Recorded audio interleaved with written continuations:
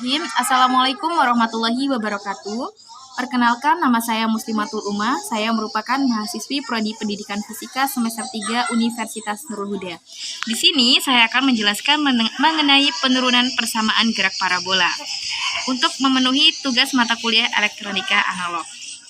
Jadi teman-teman, gerak parabola adalah gerak yang lintasannya berupa garis lengkung.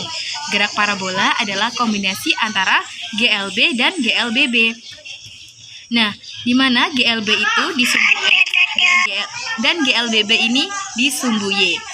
Nah, gerak parabola juga merupakan gerak dua dimensi yang bergerak pada sumbu X dan sumbu Y. Di mana sumbu X ini yaitu GLB yang hanya memiliki satu persamaan, yaitu X sama dengan Vx dikali T.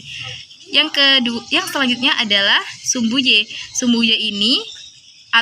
Y ini adalah GLBB atau gerak lurus berubah beraturan. Nah, GLBB ini memiliki tiga persamaan, yaitu yang pertama, Vy sama dengan V0Y plus minus GT. Yang kedua adalah Vy kuadrat sama dengan V0Y kuadrat plus minus 2GH. Lalu yang terakhir adalah H sama dengan V0Y dikali T plus minus setengah GT kuadrat. Nah, tanda plus minus ini tidak digunakan sembarangan teman-teman. Tanda plus dan minus ini digunakan pada saat-saat tertentu. Misalnya, tanda plus ini digunakan pada saat benda bergerak turun. Atau misalnya dari titik C ini menuju titik D. Jadi dia kan bendanya bergerak turun yang artinya dipercepat. Maka kita menggunakan tanda plus. Lalu tanda minus atau tanda kurang ini digunakan pada saat benda bergerak menuju ke titik A. Ini kan dia naik ke atas. Nah, dia diperlambat. Maka kita menggunakan tanda minus. Nah, di gerak parabola ini kita memiliki 5 titik, yaitu yang pertama adalah titik A, titik B, titik C, titik D, dan titik E. Nah, dari kelima titik ini, mari kita uraikan satu persatu. Yang pertama di titik A. Di titik A ini, benda mulai bergerak dan membentuk sudut theta. Nah, dia kan mulai bergerak. Nah, dia bergerak seperti ini, lalu dia membentuk yang namanya sudut theta terhadap sumbu X.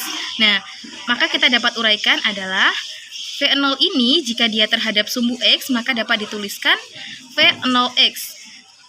Mari kita tuliskan. Vx sama dengan V0X. Oh, kita tulis di sini. Jika dia terhadap sumbu X, berarti kita dapat tuliskan V0X. Lalu, jika dia terhadap sumbu Y, kita dapat tuliskan V0Y. Nah, dapat kita tuliskan adalah Vx sama dengan V0 dikali. Nah, yang mengapit sudut theta ini sumbu X, sumbu Y atau sumbu X. Yang mengapit sudut theta ini adalah sumbu X. Maka Vx sama dengan V0 dikali cos theta. Lalu Vy-nya adalah sama dengan V0 dikali sin theta.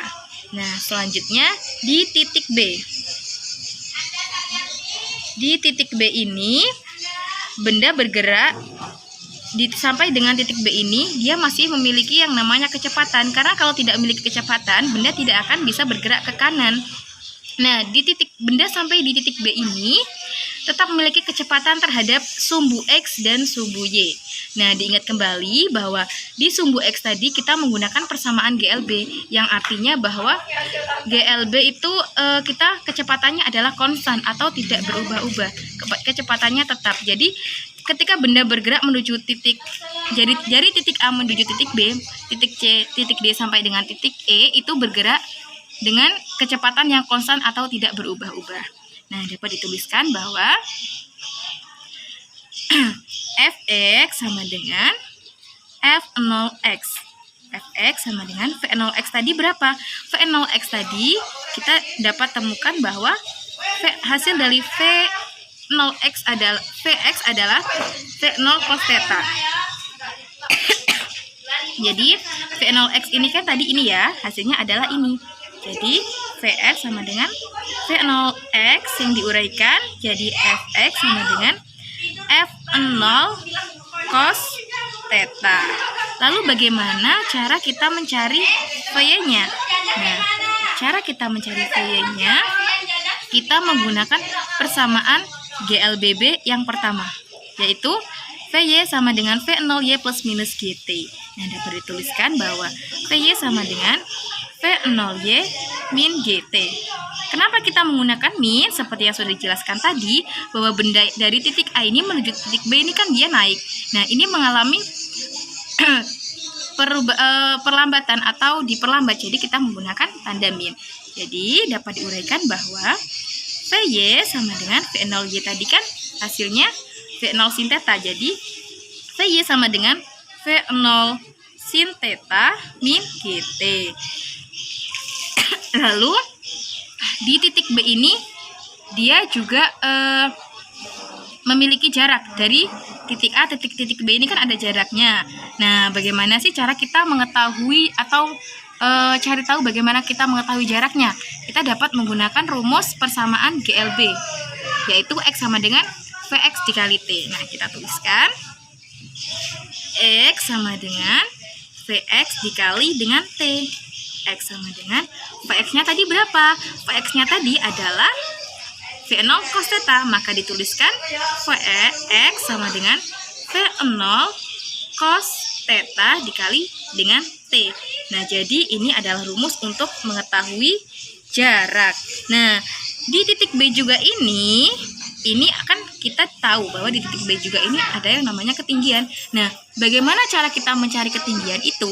Kita menggunakan persamaan GLBB yang ketiga, yaitu H sama dengan V0Y dikali T plus minus setengah GT kuadrat. Kita tuliskan bahwa H sama dengan V0Y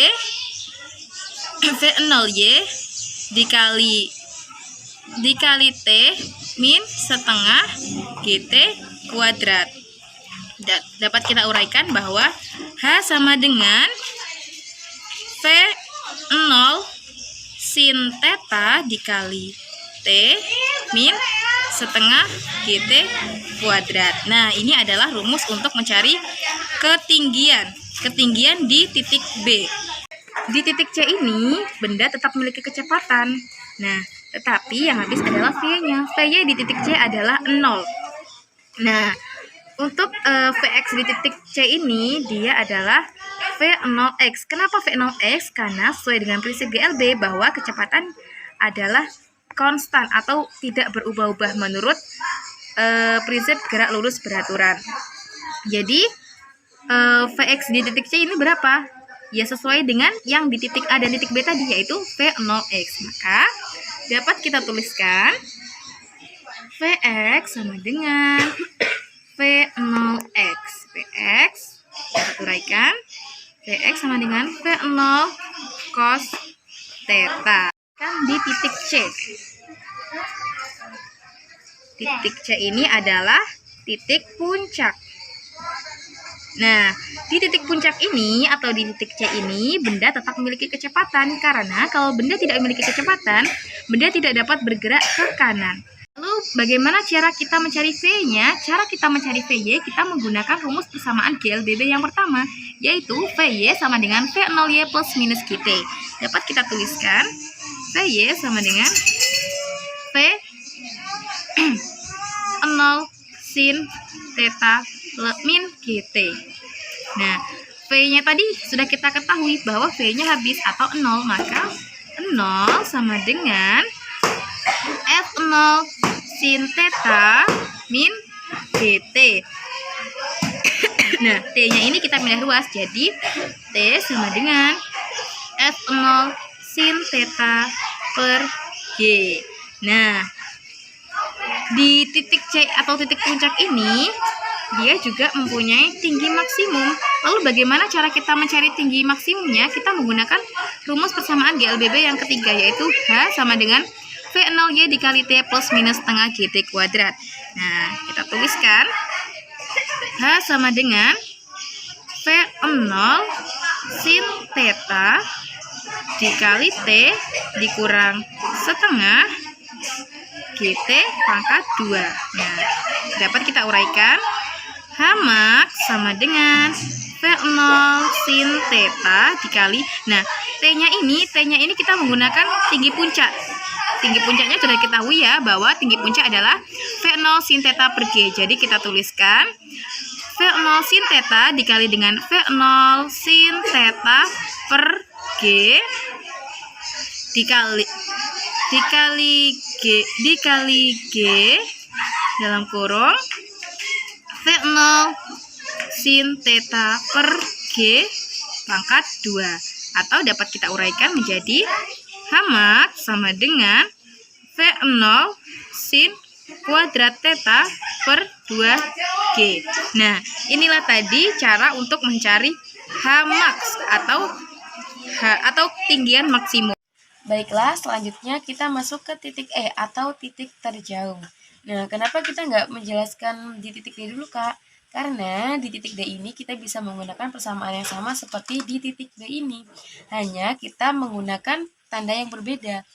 Di titik B ini kita kan menggunakan tanda minus atau tanda kurang karena bendanya naik. Nah, di titik D ini kita ganti tandanya menjadi plus karena dia turun.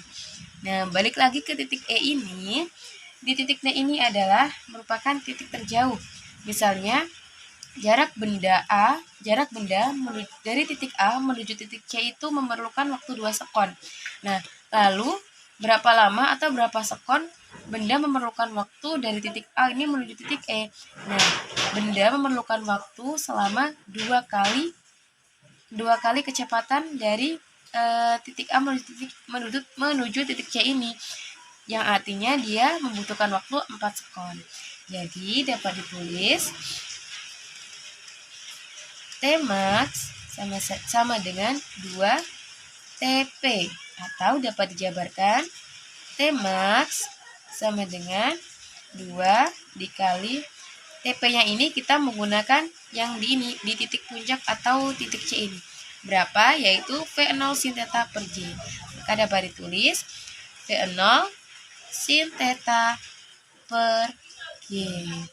Nah, inilah cara kita untuk mencari waktu benda sampai pada titik terjauh, yaitu 2 V0 sin theta per G. Nah, selanjutnya di titik E ini kita juga memiliki jarak maksimum atau jarak terjauh dari titik A ini. Nah, bagaimana sih cara kita mencarinya? Cara kita mencarinya kita menggunakan persamaan seperti di persamaan di titik U ini, yaitu berapa? Nih, yang jarak ini ya, yaitu X sama dengan V0 cos theta dikali T. Maka dapat dituliskan, ini kan hanya jarak biasa, bukan jarak maksimum, jadi dia bukan X max. Nah, ketika ini kita menggunakan jarak maksimum, yang artinya X max sama dengan V0 cos theta dikali T. Dapat dijabarkan max sama dengan V0 cos theta dikali, nah T-nya ini kita menggunakan ini T max. T max ini kan 2 V0 sin theta per G. Jadi kita tulis 2 V0 sin theta per G. Nah, dapat kita uraikan lagi, max sama dengan, ini kan V0 dikali V0 adalah V0 kuadrat dikali cos theta dikali dengan 2 sin theta, hasilnya adalah sin 2 theta per 2G. Nah, ini adalah cara untuk mencari jarak maksimum. Nah, demikianlah tadi teman-teman penyampaian penurunan persamaan gerak parabola. Semoga dapat bermanfaat untuk kita semua. Terima kasih telah menonton.